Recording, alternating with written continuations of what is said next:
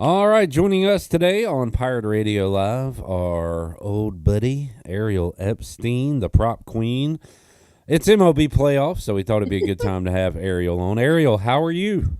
I'm great. And for anyone who's watching on video, not just radio, I'm wearing a Derek Jeter shirt today. Derek Jeter in his ticker tape video camera for when the Yankees won the World Series back in the 90s. I'm going to the Yankees Red Sox wild card game tonight. Of course, I have to bring World Series vibes with me. And that's why I asked if you wanted to record this because I assumed you would be taking in some postseason baseball. So we I have to record. be at Billy's Sports Bar at 4:30. We are recording this about 2 hours before it airs. So it is during the Tigers Guardians game, and Ariel, so cool to see Gavin Williams start throwing out the first pitch of the 2025 postseason. And were you? I think you did. You text me at one of his starts live? Maybe I it was was. some I pirate. actually went and saw Gavin last summer when he came to Yankee Stadium. It was his first time, I think, at Yankee Stadium at that Yeah. point, starting. I went on the field with my MLB pass and I got to go say hey to him. I'll still talk to Gavin here and there. I thought maybe there was a chance he was going to pitch for the division over the weekend.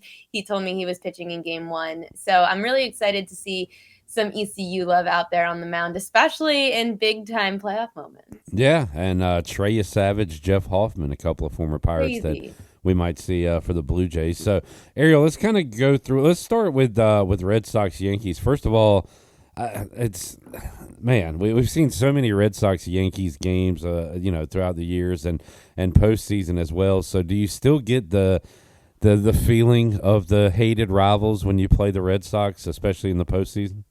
I didn't for the last few years. This year, it's starting to feel the hatred again. I saw a lot of Red Sox fans complaining because it said on Ticketmaster, I guess, that Yankees were only keeping the tickets available to people basically in the tri state area, excluding Red Sox fans. Sure, you could say that that's a rivalry thing. I've seen other teams do it as well. Red Sox fans are going absolutely insane on social media about it. The hard part, so the Yankees end up making the playoffs. The Yankees end up losing Juan Soto this past offseason. The Mets missed the playoffs. Yankees fans were kind of celebrating just because they were mad at Soto. Also, Mets fans were running around New York screaming at how they stole Soto from us, but haha, you didn't make the playoffs. I just hope the Yankees now don't blow it in the wild card to the Red Sox because then our real rival is getting a leg up on us. So everyone kind of loses in that situation in New York. So I love a good Nerfy, and I Oh, like I Jesus. like crochet Nerfies. How's my old friend Max Fried done in New York this year? He's been doing great. Freed's been awesome. He's got a sub 2 ERA in his last 6 starts. Freed's got the most wins in baseball. The problem is, whenever the Yankees have gone up against the Red Sox, they don't score. The Yankees were shut out in his last 2 starts Hmm. against Boston. Freed at home should be ready to go. I like his over 5.5 strikeouts today more than anything. It only scares me a little that he's had back to back starts against the Red Sox where he's had at least 6 strikeouts. So this one could be coming down to the wire, and it wouldn't shock me if the last couple of batters is what we need for Freed to go over. But I would say the sports books, when talking to them, we know that Las Vegas has really big buildings because Vegas is a lot smarter than all of us. You always kind of want to be on the side of Vegas because if they're building those buildings, I would like to build one that's like maybe half the size. All right. So maybe if I follow along with what the books need, I could get some money. So I ask a lot of sports books today. I asked BetMGM, I asked DraftKings, and I asked the Superbook out in Las Vegas. I said, what do you guys need to happen today and this playoff? 2 of those 3 sports books really need the Yankees. They Hmm. have a lot of action coming in on the Red Sox from the DraftKings Sportsbook, which is not surprising. They're based in Massachusetts, so that is a lot of local love. But also to hear that the Superbook in Las Vegas really needs the Yankees. And BetMGM also said that it would be pretty good for them to have the Yankees as well. So it was kind of like a clean sweep. One was iffy, but the other 2 really needed them. I just always think that that's something to make note of if the Yeah. books across the board really need a team. Very interesting. And that's for today, not the series, but you're talking about No, game one. for the series, they have a lot of Oh, action on okay. the Red Sox to Series. go far. So Yeah. it's not necessarily just today. More so, it would help the books if the Red Sox don't advance. Gotcha. All right. Now you do have a couple of series plays, you said, and one of the game, actually both games going on right now with the Tigers, Guardians, Wasn't the and best timing. Padres, You should have had Cubs, me right? on yesterday. Say that again. You should have had me on yesterday. Oh, I know. Yeah, I'm a day late. Sorry. But you have the Tigers and the Padres. Is that right? I like the Tigers and the Padres to win their series. At least I didn't have to feel that bad going against Gavin Williams today.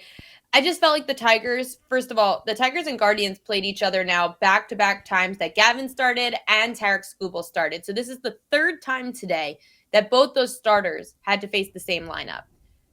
I'm going to trust the Cy Young winner more in that situation. Yeah. And also, no offense to any pitcher, the Guardians bats. The Guardians are the first team with a negative run differential to make the playoffs since 1986. So the Guardians bats aren't as good as the Tigers. Now getting the same pitchers 3 times in a row, I'm going to go with the better lineup, the Tigers. On the flip side for the Padres and the Cubs, the sports books need the Cubs to lose. So that's one thing. 2, the Padres have the bullpen depth. They have the second best bullpen ERA, the best bullpen ERA in baseball this year, the San Diego Padres. I trust their bullpen more than the Cubs. I trust their starting pitching more than the Cubs. I trust their experience more than the Cubs. At plus 106, I was able to get an experienced Padres team with better pitching.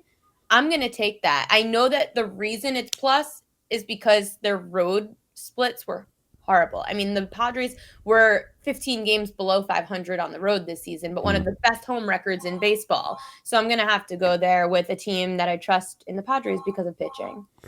So how about overall, Ariel? It looks like the favorite is the Phillies, followed by the Dodgers and the Mariners. So the Dodgers, we thought they'd win 120 games or whatever, had a lot of injuries this year. Like, did they flip the old playoff switch and roll here? Do you like Philadelphia? Or are you looking for a bigger number, another team to bet on for the World Series? I definitely see a world where the Dodgers get upset.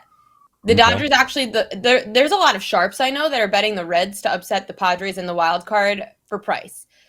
It's obviously a great price if you get 2-1 and whatnot on a team to win a series that's a best of 3. However, I don't foresee it being this series that the Dodgers get upset. I do see at some point, whether it's the DS, whether it's the CS, it's going to be somebody out of the NL. What's funny is the BetMGM director, John Ewing, told me that they're actually rooting for the AL because they have a lot of action coming in on the Dodgers and the Brewers, some Cubs. So they're actually rooting for an AL result because the NL is getting really bet. If I had to say a team that I thought had the best value, it's obviously the Padres, who were sitting at 14-1.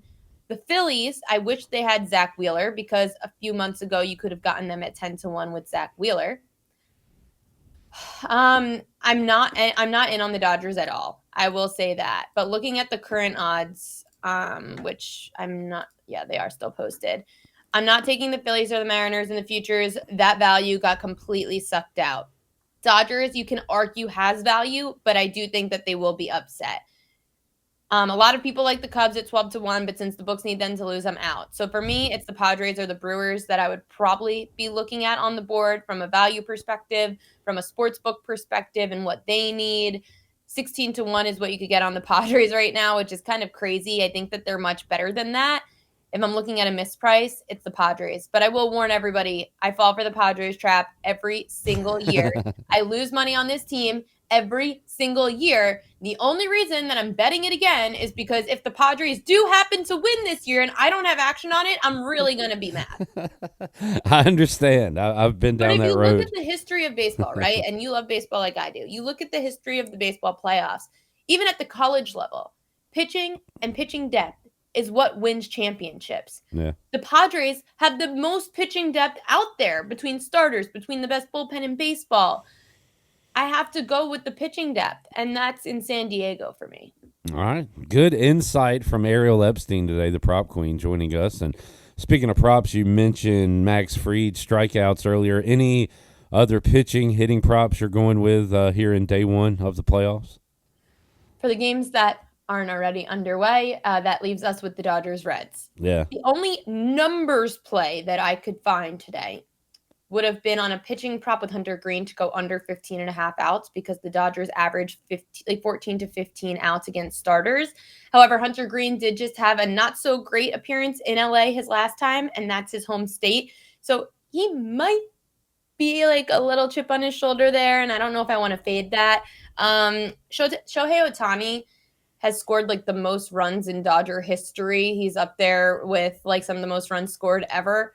So scoring a run for Ohtani, he just hasn't done that well in his career against or this season against the Reds. But you could get him to score a run, and you could probably get that in some plus money. Some other players that I thought were interesting, and I saw it. I used this website called props.cash. People want to use it using promo code Prop Queen, that'd be great.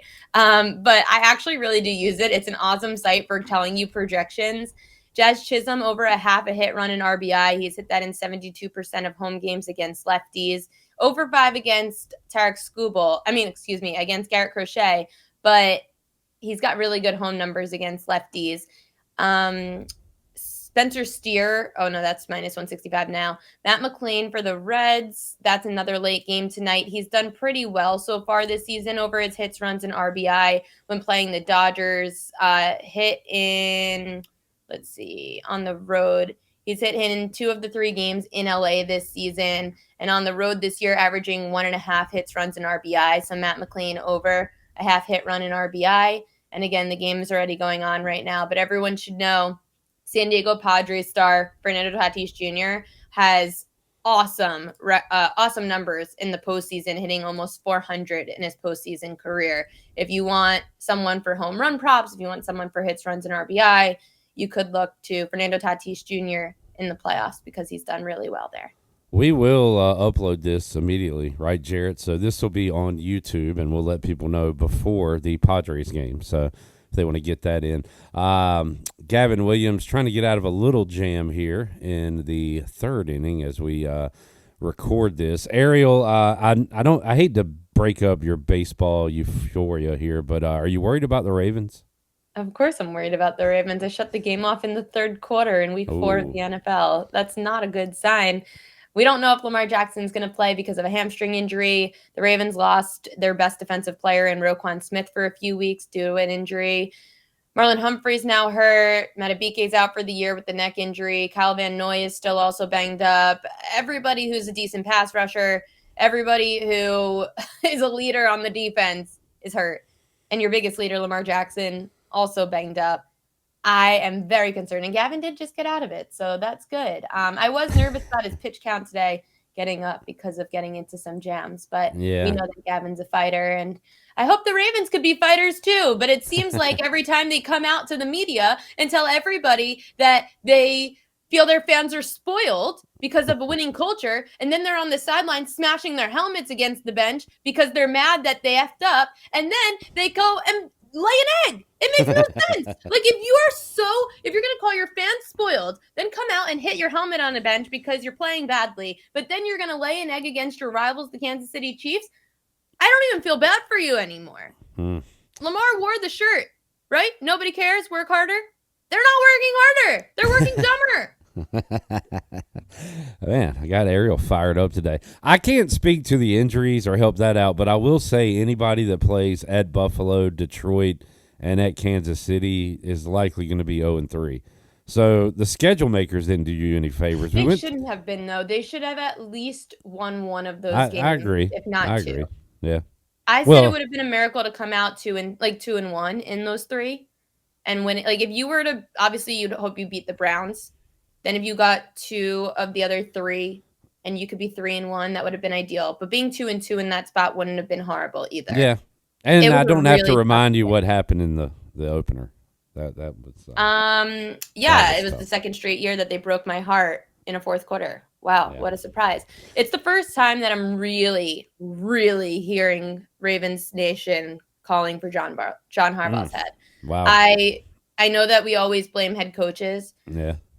This has been a lot of if you consistently are losing to the same teams, not Detroit, but Kansas City, Buffalo, you're consistently losing these big games, you're getting outcoached. Your team's undisciplined. Injuries you can't help.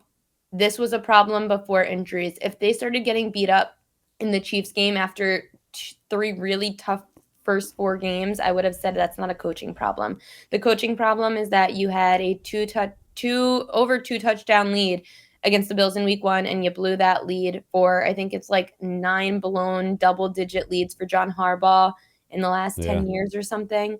That's a coaching problem. That's It's no crazy. longer a team problem. Because I do look at him as one of the best, and that franchise is one of the best, but that is a pretty alarming number. Ariel, have fun at the baseball game. Thank you. Yeah, it's a little early at 4:30 to go to a bar, but on a Tuesday, here we are. It's playoffs. It feels like opening day. We've got early baseball that's meaningful, and I have to be at Phillies at 4:30. So it's like an opening day times 2. The Braves sucked my baseball joy out of me this year, but Gavin and the Savage and those guys brought it back, so I am And fired sports up. betting. Of course, yeah. If I can get some of these props, Ariel, thank you so much. Well, let's do it again later on this football season. Yeah, you got it, Clip, anytime.